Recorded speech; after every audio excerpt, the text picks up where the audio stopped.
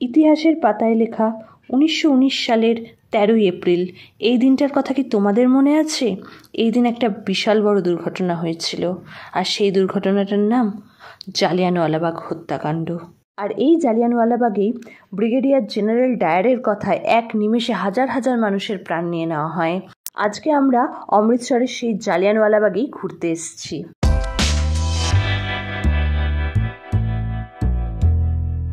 Hey everyone, welcome back to this new another interesting video. আগের ভিডিওতেই তো তোমাদের বললাম কাশ্মীর ঘোরা কমপ্লিট করে আমরা কলকাতা ফিরছি ভায়া অমৃতসর হয়ে, আর সেই জন্যই আমরা অমৃতসরে একদিন টাইম পেয়েছি, আর সেই একদিনেই যা পারছি যতটা পারছি অমৃতসরটা ঘুরে নিচ্ছি। ভালো করে ঘোরা হচ্ছে না বুঝতে পারছি, কারণ সব জায়গায় একটা তারা রয়েছে, তো সেই তারার মধ্যে কিছুটা দেখে নিলাম এই অমৃতসরকে।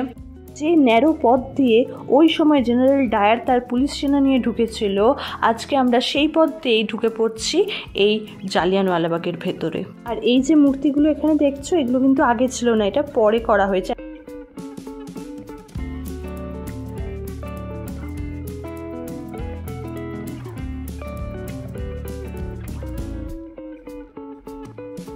এখন এই জালিয়ানওয়ালাবাগটা কত সুন্দর দেখতে লাগছে।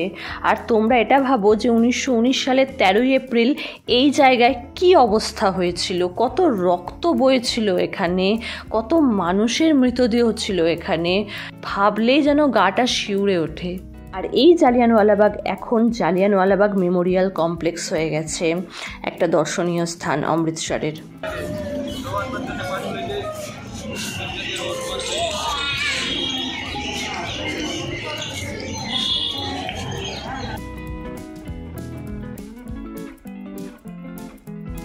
আমি জানি জালিয়ানওয়ালাবাগের অনেকখানি ভিডিওই আমি তুলতে পারিনি, কারণ এখানে আরও অনেক কিছু দেখার ছিল, বাট আমরা না দেখতে পেরেছি না আমরা ভিডিও তুলতে পেরেছি, কারণ একদিনে টোটাল অমৃতসর ঘোরা মনে হয় একটু টাফ। তো যাই হোক, তারায় ঘুরেছি, তো সমস্তটা তো তোলা হয়নি, যতটা তুলেছি ততটা তোমাদের সাথে শেয়ার করেছি।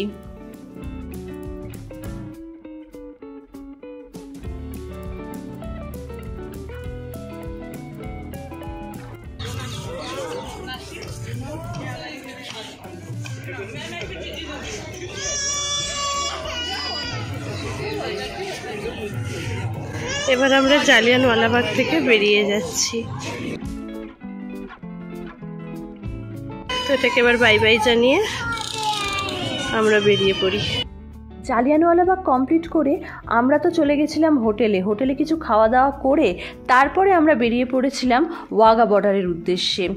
অনেকেই না ওয়াঘা বর্ডার আসতে চাইছিল না, কারণ আমাদের হোটেল থেকে ওয়াঘা বর্ডার অনেকটা দূরত্ব ছিল, কিন্তু আমি জেদ ধরেছিলাম যে না, আমি যাবই, আমাদের দেশের আর্মিদের একটু দেখতে যাব না, যারা আমাদের দেশ রক্ষা করছে। ইন্ডিয়া ও পাশটা পাকিস্তান।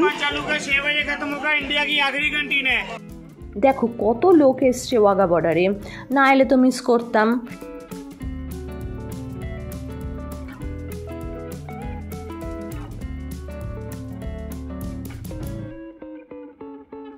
এই পাশটা ইন্ডিয়ান আর্মি প্যারেড করবে আর ওই পাশটা পাকিস্তান আর্মি প্যারেড করবে।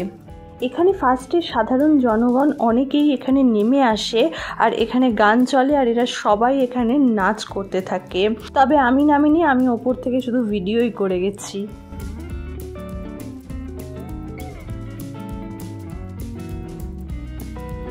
এই আর্মিরাই ভাবো যুদ্ধের সময় যুদ্ধ করে আমাদের দেশকে রক্ষা করে, আর আমরা শান্তির ঘুম ঘুমাই। আমি তো সুযোগ পেয়ে একজন মহিলা আর্মির সাথে ছবি তুলেই নিয়েছি, যদিও ছবিটা অতটা ভালো ক্লিয়ার আসেনি, বাট তাও ঠিক আছে। এই দেখো ইন্ডিয়ান আর্মি ডগিদেরকে, এদের গুরুত্বও কিন্তু এখানে কম নয়।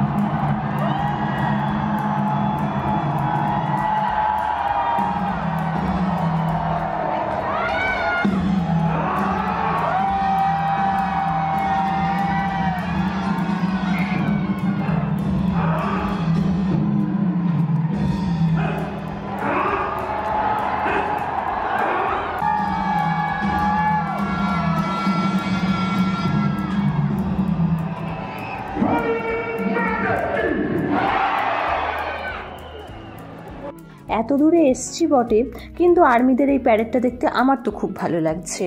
তোমাদের কেমন লাগছে?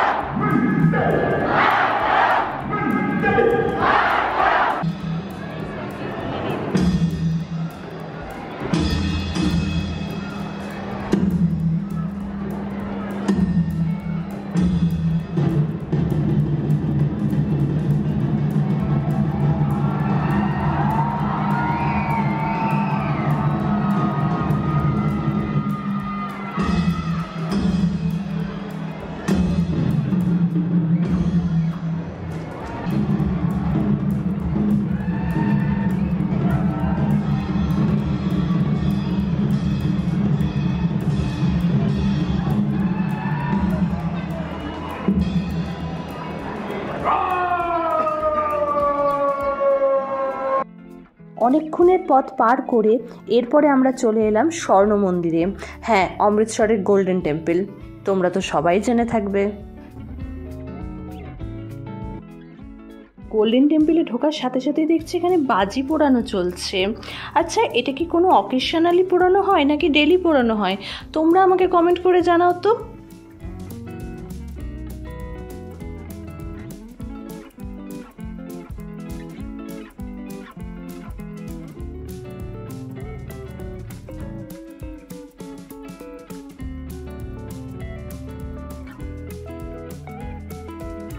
বাইরে থেকে এবারে আমরা মেন গোল্ডেন টেম্পলের দিকে যাচ্ছি।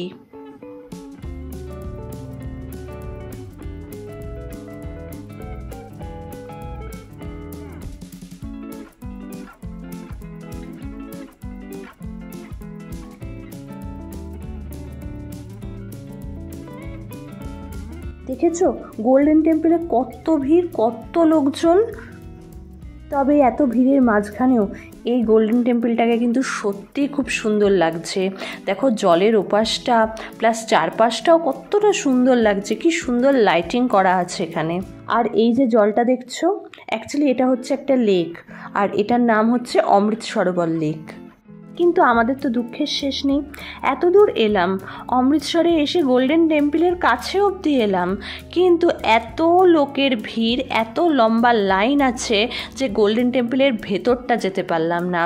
বাইরেটা, চারপাশটা, লেকের ধারে সমস্তটা ছবি ভিডিও সব তো তুলেছি, কিন্তু এর ভেতরে লাইন দিয়ে যাব ইচ্ছা তো ছিল, কিন্তু হলো না, কারণ এই লাইনে দাঁড়ালে আমাদের আর ট্রেন পেতে হবে না, ট্রেনটা পুরো মিস হয়ে যাবে। তো আর কি, গোল্ডেন টেম্পলকে এখান থেকেই বাই বাই করে আমরা চলে যাচ্ছি এখন হোটেলে, কারণ কালকে ভোরেই ট্রেন আছে, আর আজকে সেই জন্য তাড়াতাড়ি খেয়ে দিয়ে শুয়ে পড়তে হবে। আমার এবারে কাশ্মীর ঘোরাটা তো সত্যি খুব ভালো হয়েছে। হ্যাঁ, অমৃতসরে যেহেতু বেশি দিন থাকতে পারিনি, তো ওটা তো ভালো করে ঘোরা হলো না।